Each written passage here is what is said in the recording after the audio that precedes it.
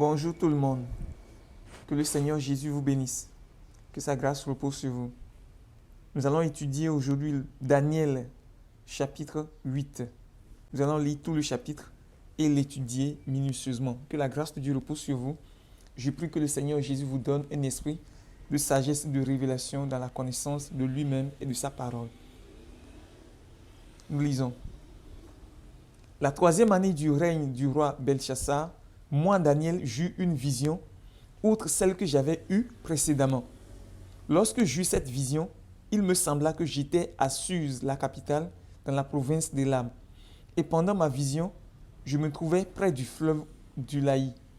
Je levai les yeux, je regardai, et voici, un bélier se tenait devant le fleuve, et il avait des cornes. Ces cornes étaient hautes, mais l'une était plus haute que l'autre, et elle se leva la dernière. Je vis le bélier qui frappait de ses cornes à l'Occident, au septentrion et au Midi. Aucun animal ne pouvait lui résister, et il n'y avait personne pour délivrer ses victimes. Il faisait ce qu'il voulait, et il devint puissant. Comme je regardais attentivement, voici un bouc venait de l'Occident et parcourait toute la terre à sa surface sans la toucher. Ce bouc avait une grande corne entre les yeux. Il arriva jusqu'au bélier qui avait des cornes et que j'avais vu se tenant devant le fleuve, et il courut sur lui dans toute sa fureur. Je le vis qui s'approchait du bélier et s'irritait contre lui. Il frappa le bélier et lui brisa les 2 cornes sans que le bélier eût la force de lui résister.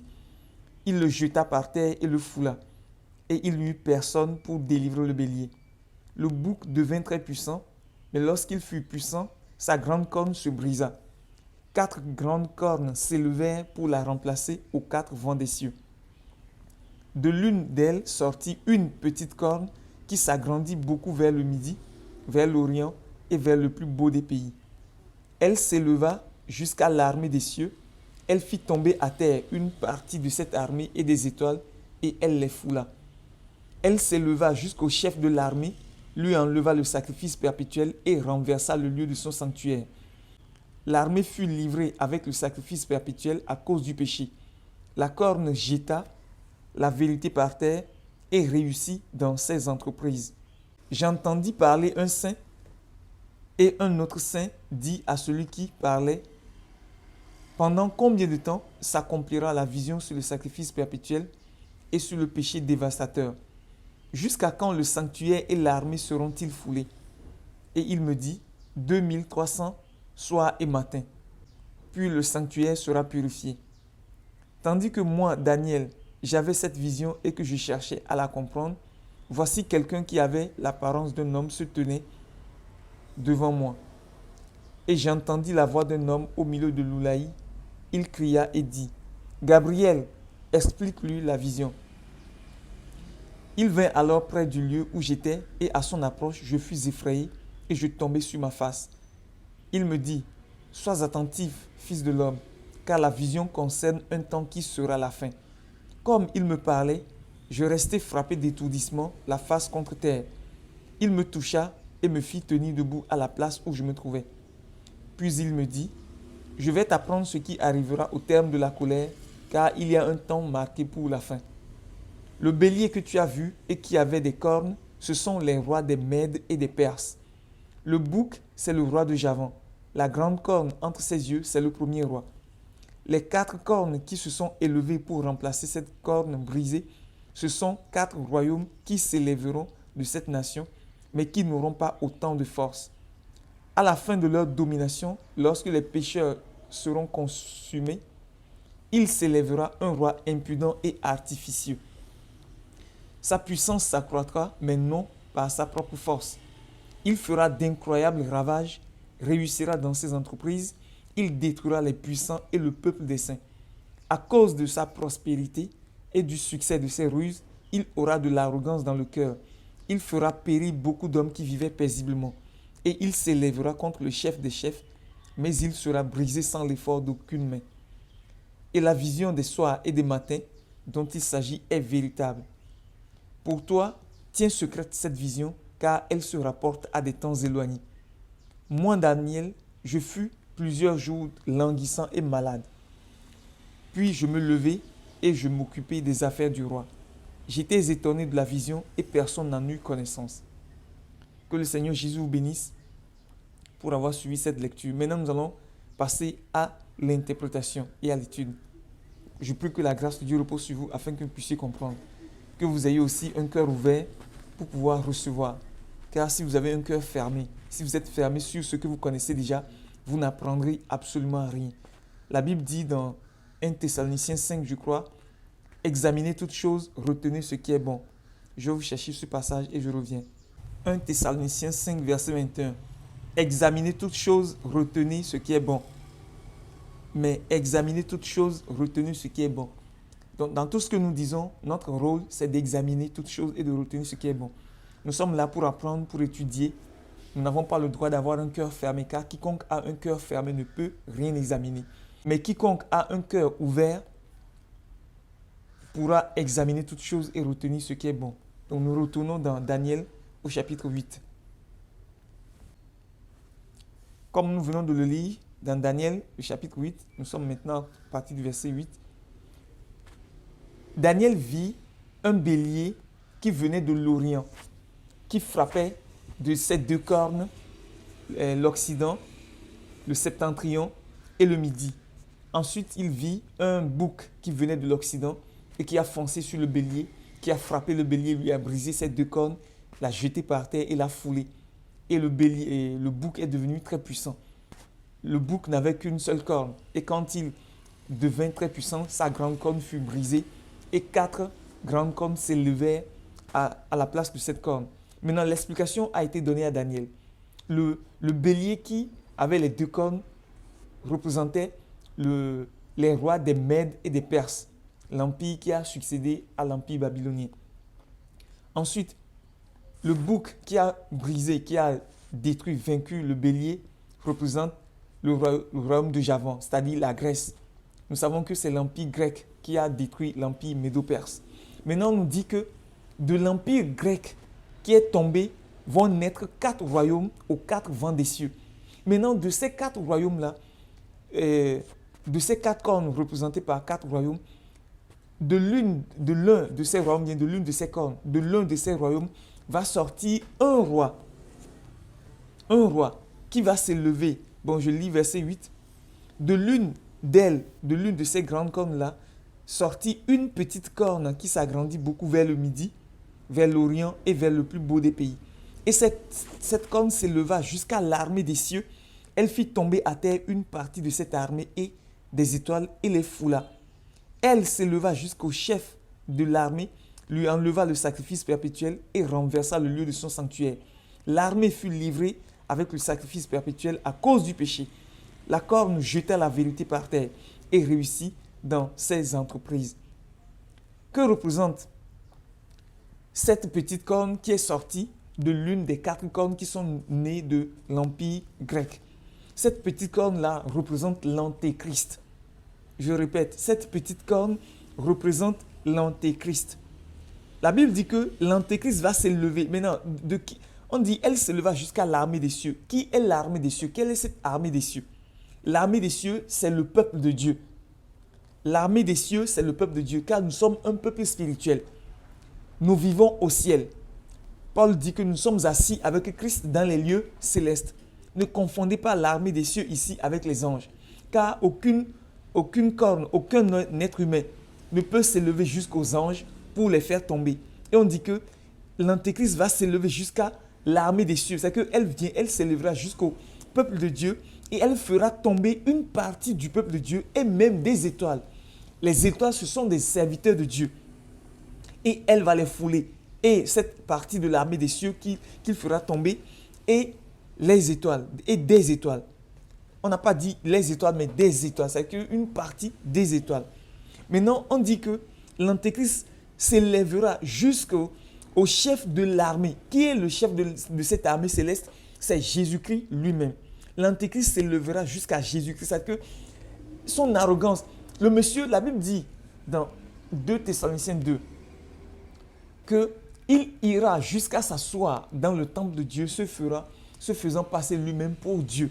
L'antéchrist, dans son orgueil, s'élèvera, se gonflera jusqu'à jusqu'à vouloir égaler Jésus-Christ. Non seulement cela, il s'élèvera jusqu'à lui spirituellement et lui enlèvera le sacrifice perpétuel. C'est quoi le sacrifice perpétuel? Il s'agit du culte qui est rendu à Dieu dans ce monde. Et il renversa le lieu de son sanctuaire. C'est quoi le lieu de son sanctuaire? C'est le peuple de Dieu. C'est l'Église. Verset 12, il dit, l'armée fut livrée avec le sacrifice perpétuel à cause du péché. Le peuple de Dieu sera livré, l'Église sera livrée à l'Antéchrist à cause du péché. Quand nous lisons dans Apocalypse 13, verset 7, il est écrit, et il lui fut donné de faire la guerre aux saints et de les vaincre. Il lui fut donné de faire la guerre aux saints et de les vaincre. C'est de la même bête, en fait. C'est de la même personne qu'il s'agit ici. Dans Daniel 8, au verset 12, il est écrit, l'armée fut livrée avec le sacrifice perpétuel à cause du péché. À cause du péché. Quand le peuple de Dieu ne veut pas se soumettre à Dieu, se débarrasser du péché, voici ce qui va lui arriver. Dans Apocalypse 11, au verset 1 et 2, il est dit, en me donnant un roseau semblable à une verge en disant, lève-toi et mesure le temple de Dieu, l'autel et ceux qui y adorent. Mais le parvis extérieur du temple, laisse-le en dehors et ne le mesure pas, car il a été donné aux nations et elles fouleront aux pieds la ville sainte pendant 42 mois. Est-ce que vous voyez? Donc, il est prévu que le peuple de Dieu sera livré aux nations qui le fouleront pendant 42 mois. Et ce n'est pas le peuple de Dieu en entier, mais c'est une partie du peuple de Dieu. Car le peuple de Dieu est divisé en deux catégories. Ceux qui obéissent à Dieu et ceux qui n'obéissent pas. Il y en a qui obéissent à Dieu, il y en a qui n'obéissent pas. Maintenant, ceux qui obéissent à Dieu sont représentés ici par le temple, l'autel et ceux qui y adorent. Ceux qui n'obéissent pas à Dieu sont ceux-là qui sont représentés par le parvis extérieur du temple dont il est dit à Daniel, dont il est dit à Jean de ne pas le mesurer, car il est donné aux nations, afin que les nations foulent la ville sainte pendant 42 mois. Donc avant que Jean nous donne ces révélations qui lui ont été données pour nous, Daniel avait déjà reçu la même révélation. Et il est dit que l'Antéchrist va s'élever jusqu'au chef de cette armée, jusqu'à Jésus-Christ. Il va se gonfler d'orgueil jusqu'à Jésus-Christ, jusqu'à le défier et lui enlever le sacrifice perpétuel. Il va interdire le culte qui est rendu à Dieu, à Jésus-Christ, et il va détruire l'Église. On dit que l'armée fut livrée avec le sacrifice perpétuel à cause du péché. À cause du péché, l'Église sera livrée à l'Antéchrist. Et durant quel moment? Pendant la grande tribulation, parce que c'est durant cette période de la grande tribulation que l'Antéchrist aura tout le temps pour massacrer le peuple de Dieu. Et il ne pourra massacrer que ceux en qui il y aura encore le péché. Car il y a un temps que Dieu a fixé pour éradiquer le péché du milieu de nous. C'est à la fête des expiations qui aura bientôt lieu. Car nous avons déjà connu la Pâque par la nouvelle naissance. Nous avons déjà connu la Pentecôte par le baptême du Saint-Esprit, pour la délivrance de nos âmes. Mais nous devons aussi connaître les tabernacles au cours desquels le péché sera ôté de notre corps et où notre corps sera délivré. Paul dit dans Romains 8, verset 23, que nous aussi nous soupirons comme la création, nous soupirons en nous-mêmes. Et quoique nous ayons les prémices de l'Esprit, nous aussi nous soupirons en attendant l'adoption qui est la rédemption de notre corps. Car Dieu veut racheter notre esprit, notre âme et notre corps. Il a déjà racheté notre esprit par la nouvelle naissance. Il est en train de racheter nos âmes par le baptême du Saint-Esprit. Et il va racheter aussi notre corps. Mais notre corps n'est pas encore racheté. Mais il faut que nous nous préparions pour ces jours-là de la rédemption de notre corps. Et si ce jour-là vient et que Dieu nous trouve préparés, alors il va nous donner l'adoption, la rédemption de notre corps. Mais beaucoup n'auront pas cette rédemption-là. Ce sont eux qui seront livrés. Ce sont eux qui seront livrés avec le sacrifice perpétuel à cause du péché. À cause du péché. Car les 144 000 ou bien les vierges sages, eux auront la rédemption de leur corps. Mais les vierges folles n'auront pas cette rédemption de leur corps. Par conséquent, le péché sera toujours en eux. Et si le péché est toujours en eux, eh bien, ils seront livrés à l'Antéchrist pendant 42 mois.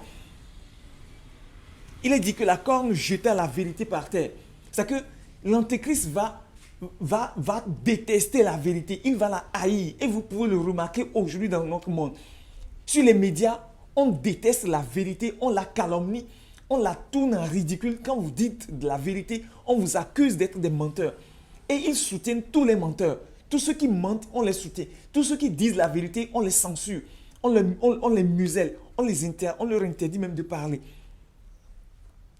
Au verset 13, il est dit, « J'entendis parler un saint et un autre saint dit à celui qui parlait. Pendant combien de temps s'accomplira la vision sur le sacrifice perpétuel et sur le péché dévastateur? Jusqu'à quand le sanctuaire et l'armée seront-ils foulés? Et il me dit, 2300 soirs et matins, puis le sanctuaire sera purifié. » Tandis que moi, Daniel, j'avais cette vision et que je cherchais à la comprendre, voici quelqu'un qui avait l'apparence d'un homme se tenait devant moi. Et j'entendis la voix d'un homme au milieu de l'Oulaï.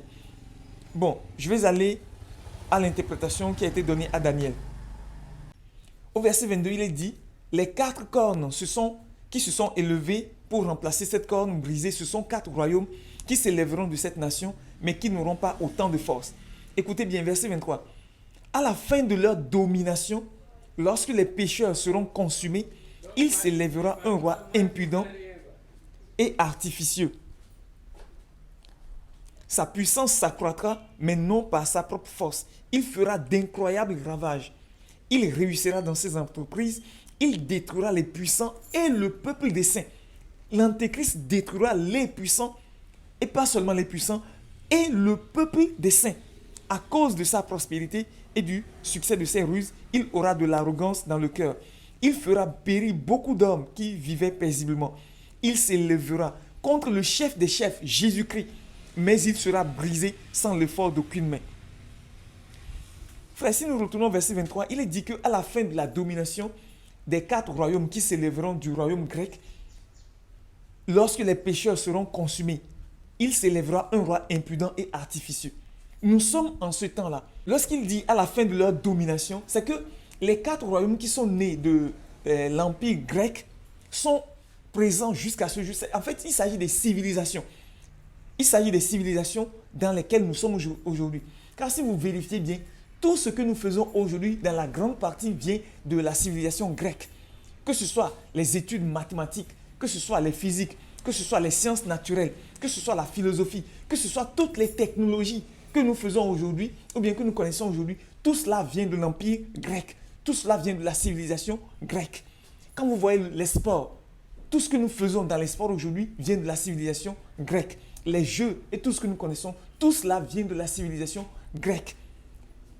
Et on dit que ces 4 royaumes-là, à la fin de leur domination, lorsque les pécheurs seront consumés, c'est-à-dire lorsque les pécheurs arriveront au sommet de leur péché, c'est que lorsqu'ils arriveront au paroxysme de leur péché, lorsqu'ils auront mis leur péché à son comble, alors il s'élèvera un roi impudent.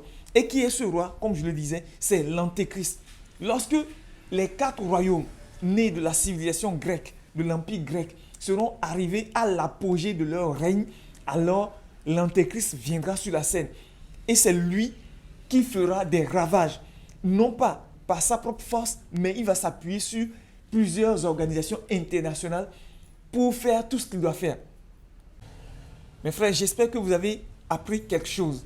En résumé, nous devons comprendre que le temps vient où l'Antéchrist va se manifester. La Bible dit qu'il va s'élever jusqu'au chef de l'armée des cieux. Et il fera tomber une partie de cette armée et des étoiles. L'Antéchrist va venir, il va s'opposer à Jésus-Christ d'ailleurs. C'est pourquoi on l'appelle l'Antéchrist.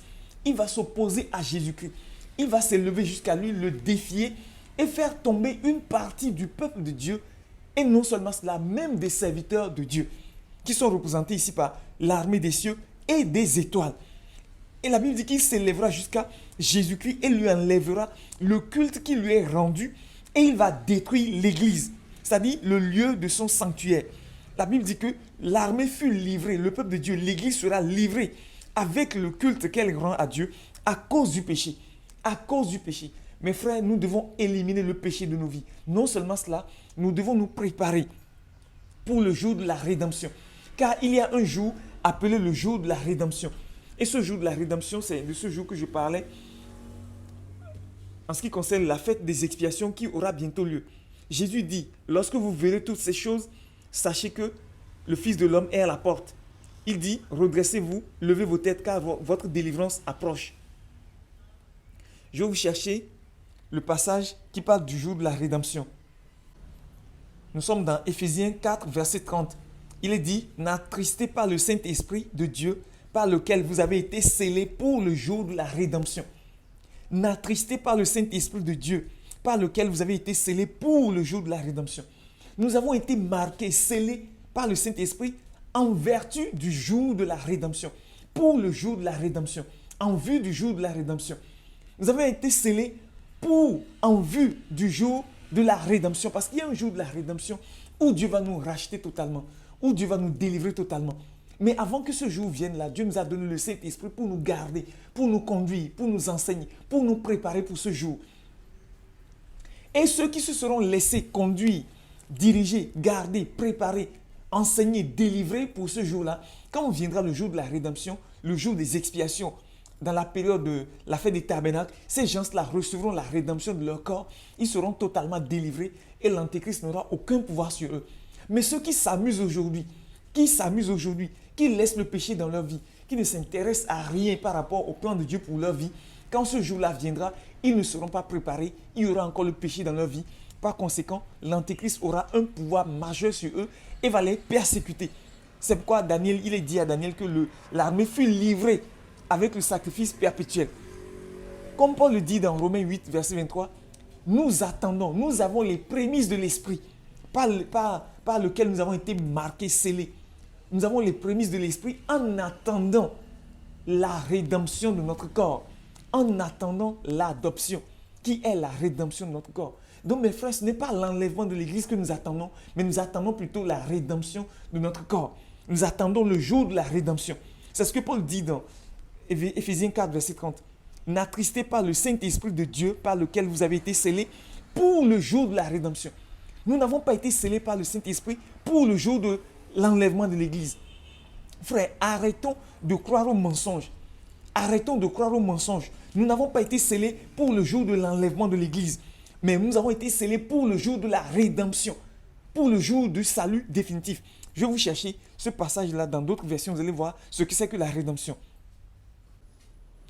Éphésiens 4, verset 30 dans la Bible du français courant. N'attristez pas le Saint-Esprit que Dieu vous a accordé. Il est la garantie que le jour viendra où Dieu vous délivrera complètement du mal. Frère, ça veut dire que nous ne sommes pas encore délivrés complètement du mal. Paul dit que le jour viendra où Dieu nous délivrera complètement du mal. C'est ce jour que Louis II appelle le jour de la rédemption. Il y a un jour où nous serons délivrés complètement du mal. Ce n'est pas le jour de l'enlèvement. Nous ne sommes pas scellés par le Saint-Esprit pour le jour de l'enlèvement de l'Église, mais nous sommes scellés par le Saint-Esprit pour le jour où Dieu va nous délivrer complètement du mal. Et dans le plan de Dieu révélé à travers Israël, le jour où le peuple de Dieu est délivré complètement du mal, c'est le jour des expiations. Car Dieu a dit dans Lévitique 23, je crois, ou bien Exode 23, je ne sais plus, 3 fois par année, tu célébreras des fêtes en mon honneur. 3 fois par année. La première fois, nous célébrons la Pâque. La deuxième fois, nous célébrons la fête des prémices, qui est la Pentecôte. Et la troisième fois, nous célébrons la fête des tabernacles. Et c'est au cours de la fête des tabernacles que le souverain sacrificateur va dans le lieu très saint avec le sang d'un bouc pour obtenir la délivrance totale du peuple de Dieu. C'est au jour des tabernacles, plus particulièrement à la fête des expiations, que le souverain sacrificateur va dans le Saint des Saints pour obtenir la délivrance totale. Or, nous ne sommes pas encore arrivés à la fête des tabernacles pour qu'on dise que nous sommes déjà délivrés complètement du mal. Nous avons déjà connu la Pâque par la mort de Jésus, nous avons déjà connu la Pentecôte par la venue du Saint-Esprit. Nous allons connaître aussi la fête des tabernacles, au cours de laquelle le souverain sacrificateur entrera dans le lieu très saint au jour des expiations pour obtenir notre délivrance totale. Et c'est de ce jour que Paul parle ici en disant que nous sommes scellés par le Saint-Esprit pour le jour de la rédemption. Donc la fête des expiations est le jour de la rédemption. Et cette fête-là est devant nous. Elle ne s'est pas encore accomplie, elle va s'accomplir bientôt. C'est pour cette fête que nous nous préparons. Et quiconque ne se prépare pas pour cette fête, lorsqu'elle viendra, cette personne-là sera livrée avec tous ceux qui sont dans la même catégorie. Ils seront livrés avec le sacrifice perpétuel entre les mains de l'Antéchrist qui les persécutera pendant 3 ans et demi. Le même passage dans la Bible de parole de vie, Dieu vous a marqué de son Esprit Saint, alors ne faites pas de peine à cet esprit.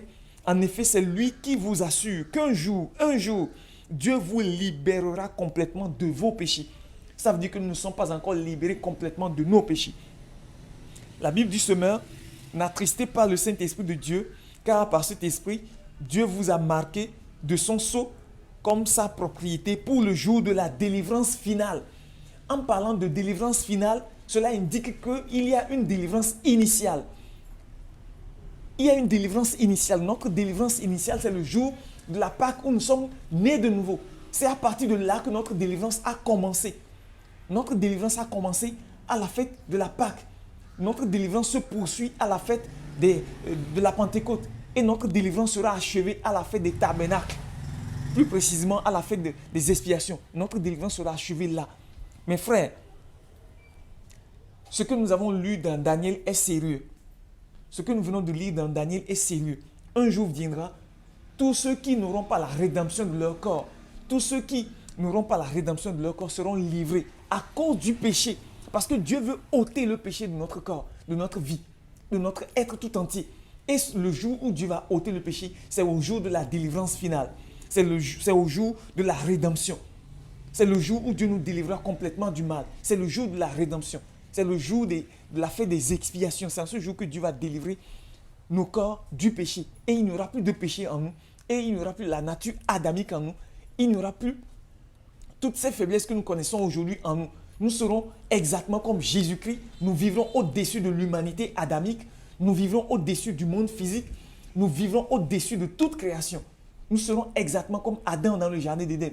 Capables de marcher sur le feu, capables de marcher dans le feu, capables de marcher sous l'eau, sur l'eau, capables de marcher dans l'air, dans le vide, capables de faire tout. Nous serons des tout-puissants sur la terre. C'est pourquoi l'Antéchrist n'aura aucun pouvoir sur nous en ce jour-là. Mais ceux qui n'auront pas la rédemption de leur corps, ce sont ceux-là qui auront encore le péché en eux et qui seront livrés à cause du péché. À cause du péché, ils seront livrés à l'Antéchrist qui va les persécuter pendant 3 ans et demi. Frère, je crois que vous avez suivi avec moi cette étude. Que Dieu vous bénisse. Si vous trouvez que cet enseignement vous édifie, n'hésitez pas à le partager afin que plusieurs en soient informés. Car bientôt, la fête des expiations aura lieu. C'est pourquoi Jésus dit dans Luc 21, je vais vous chercher ce passage. Luc 21, verset 28, Jésus a donné des signes qui vont marquer son avènement, son retour. Il a donné des signes pour marquer quand viendra la fin du monde et quand viendra la persécution contre toute la terre. Et il dit, quand ces choses, quand ces signes, quand ces choses commenceront à arriver, redressez-vous et levez vos têtes parce que votre délivrance approche. Voici la délivrance dont Paul parlait, le jour de la rédemption. Il dit que quand ces choses commenceront à arriver, redressez-vous et levez vos têtes parce que votre rédemption approche. Votre délivrance approche. Votre rédemption approche. Nous devons recevoir la rédemption avant que ne commence la grande tribulation. C'est pourquoi quiconque ne recevra pas la délivrance de son corps, quiconque ne recevra pas la délivrance sera livré à cause du péché qui est en lui à l'Antéchrist qui le persécutera pendant 3 ans et demi. Et ce ne sera pas facile. C'est pourquoi c'est maintenant qu'il faut se préparer. Et comment se préparer? Il faut s'abandonner totalement à Dieu. Il faut cesser de vivre pour soi-même. Il faut renoncer à soi, comme Jésus l'a dit. Se charger de sa croix, comme Jésus l'a dit, et le suivre. C'est-à-dire marcher dans ses pas, renoncer à soi-même, se charger de sa croix et suivre Jésus, marcher dans ses pas, vivre comme il a vécu, aimer comme il a aimé, s'humilier comme il s'est humilié. Vivre exactement comme il a vécu, le suivre, afin qu'il nous conduise à la rédemption, pour que nous soyons totalement délivrés. Que le Seigneur vous bénisse. N'hésitez pas à partager cet enseignement si vous avez été béni par lui. Amen.